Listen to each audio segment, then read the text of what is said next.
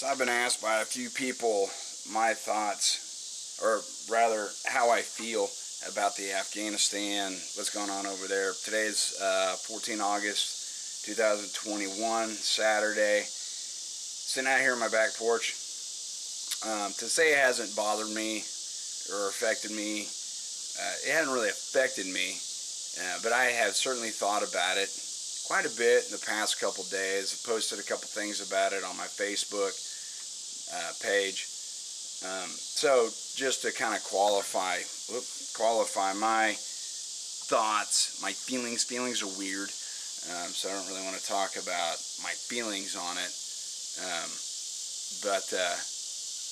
So to qualify me, I spent, 2005, I was in Pakistan, and then from 2006 to 2012, I worked in Afghanistan. Going back and forth, I'd work anywhere from 60 to 90-day trips, be home for 30 to 45 days, and then go back. That was my rotation for 7 years. And with one trip to, I spent, I don't know, 60 days or so, 65 days in Israel, living in Jerusalem. So, me and my buddies, we would joke about, that's our home away from home. Because it really was. My very first trip in 2006, I worked in Kabul for a couple months, and basically I won't get too detailed, but spent a lot of time in vehicles driving around. So got to know the city intimately, met a lot of the locals, got to know some of them intimately as well as our counterparts, our partners, our teammates. We relied on them, they relied on us, and just did a lot of stuff there with the work. I'm being evasive for a reason. So then after that, my next trip was to Herat, Afghanistan, over in the western part of the country. That was my second trip,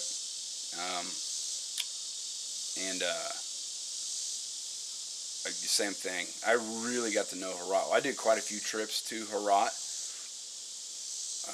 We were in a pretty good gunfight there on Memorial Day 2011, 30 days after our guys killed Osama bin Laden. It was a gunfight that wasn't ours. The Italian PRT across the street from our safe house the gate had been hit with a VBED, a vehicle-borne improvised explosive device. So it hit the gate, blew up a few of their guys, and then the Taliban, ISIS, occupied a building, a multi-level, multi-story, I think 7-story building right next to the compound. So they were just pounding rockets and AK fired down at them, and we felt the car bomb go off because it was I don't know, maybe 200 meters as a crow flies from our house. So it rocked our building pretty good, and then we went to the rooftop to observe and protect our own house. We're living in a safe house in the city. But we just sit and watch these guys, the Italians, just getting destroyed, trying to get organized, and they couldn't get organized because then they hit the fuel depot, and it blew up, and it was just a mess. So we began to engage enemy targets. They were roughly 320 meters away from my firing position, where my buddy Rick and I were posted up on the roof and doing what we were trained to do. So Herat definitely is like a home away from home. I've been on probably every single street in that town. Lots of houses, met with lots of families. The local guard force that worked for us and with us, got to know them and their commander really well. Our Cookie, was his name, what we called him, and his little brother Jalid ended up working for us as well. Been to a lot of buildings in that town. Herat, I could go there now and work my way around the city, no problem, and have places to hide out. Guys, people I know. So that was, so then the trips continued for 7 years. I helped stand up Mazar-e Sharif for our team. I don't remember whenever that was. Spent time in Jalalabad over on the east side.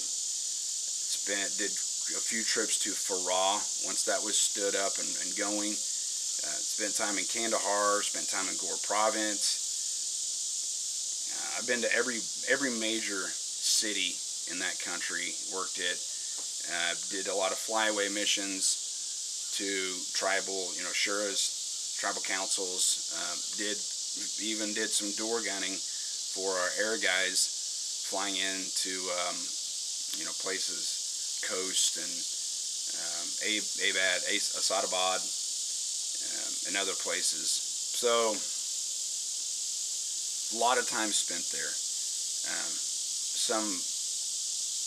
Some of my very best friends today are guys I met working that job. Guys I've done life with, guys I've fought with, broke bread, had some drinks, had some laughs, listened to them go through marital issues and divorces and children issues and children born and birthdays missed, and likewise with me. Some teary eyes, some great grunting, awesome, gnarly workouts together under carports and 130 plus degree weather. Just every single day, almost every minute of every day for the whole duration you're there, you spend with these guys and with the locals that worked with us. So 7 years of my life. I got married in April 2006, and that's what I did when we met. I worked that job. So a lot of memories. Lost buddies over there. One guy, Paime, Dennis Gray, they just found him dead in his pod. He died in his sleep. But and that's all the guys you worked with over there that you've lost, that were died here back home. Devo fell over dead in his house. Grimy got in a car accident in Texas and died. Rice Man had a heart attack and died down in Texas.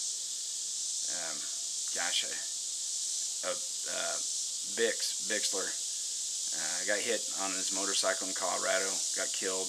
But these are guys that you learn to love, you do anything with and for while you're over there. So huge part of me, a huge part of who I am today is because of my 7 years in Afghanistan.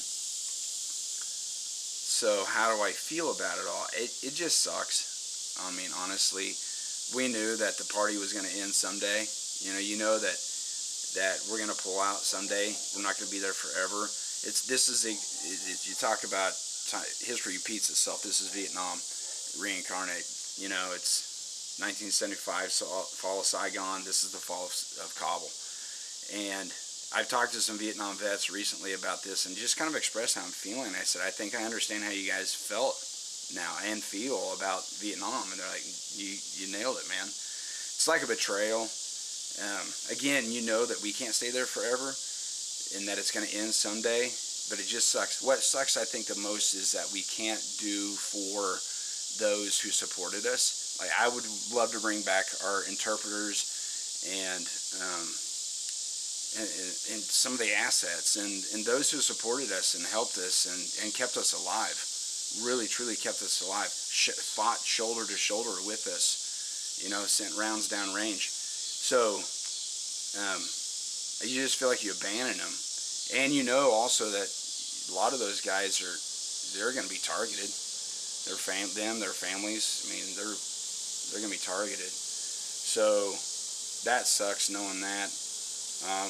Politics, man, I don't dig it. I never have.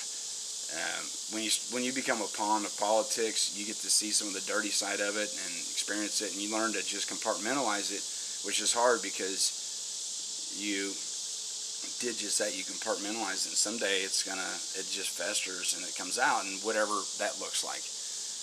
I've learned to kind of manage my emotions and my thoughts over the years. It's just rough though, you know. And as far as I know, they're evacuating Kabul as we speak. You know, I've been talking to quite a few buddies, some guys I haven't talked to in years. We're talking again, and just about this, and kind of just catching up and leaning into each other, because it's rough for a lot of us. You know, and you think about all the troops that died over there, and people say it was all for nothing. You know, I wasted all that time and all the lives wasted. You know, and for me, I can't get caught in that. I can't get caught in that spider web of that downward spiral. I got to think about all the good that's come out of it, all the good that's, you know, if I hadn't been there, if I hadn't done that, then I wouldn't have maybe my 10-year-old son, you know. So those are my thoughts. It sucks. So I reckon just wrapping this thing up, you know, my thoughts, those are my thoughts. That's how I feel. It's just a rough deal, and casualties of war. That's probably the best way I can put that. It's the casualties. It's the cost of and the casualties of war. So thankfully that not many of you civilians will ever have to experience this feeling. It is definitely a feeling that is reserved for combat veterans, and yeah, it's a tough deal. So I'll probably put this on YouTube. Hopefully, maybe you know, some Afghans or somebody will see it and know that we were pulling for them, and that you know, it's a bummer. So I think that's all I got to say about that. There's a lot more I could say about that, but try to keep it. Yeah. All right. God bless.